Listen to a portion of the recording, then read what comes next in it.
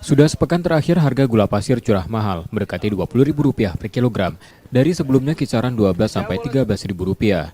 Kondisi ini dikeluhkan warga dan pedagang. Seperti di pasar Kuta Palembang, sejak harga komoditas ini naik, kebanyakan warga mengurangi untuk kebutuhan sehari-hari. Salah satu warga mengaku, naiknya harga gula pasir curah cukup memberatkan karena beberapa bahan pokok lainnya seperti cabai juga masih mahal. Belinya ya beli tapi Beli ya, turun. kebutuhan kan harus dibeli. Ya, aman ya naik ya harus paksa beli. Harus tahu Kebutuhan sehari-hari. Heeh. Biasa beli berapa? 16 ya? 16, 17. Sekarang Sekarang lah 18. 18 ya. Kayak 1000 banyak juga ya. 2000 nah. 2000 ya. Oh, kan. Ya harapannya nggak stabil lah ini ekonomi. Lagi sulit ini ya.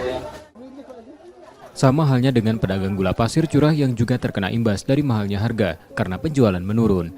Pedagang mengungkapkan kenaikan harga ini juga diikuti dengan ketersediaan yang berkurang dari distributor. Naikkan biasanya jual 17, sekarang 18. Itu juga tidak tentu jual 18 ada yang naik. Kalau kemasan lah naik.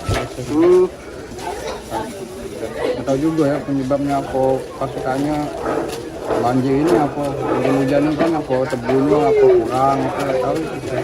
Lah berapa lama naik Kak? Ada seminggu lebih lah.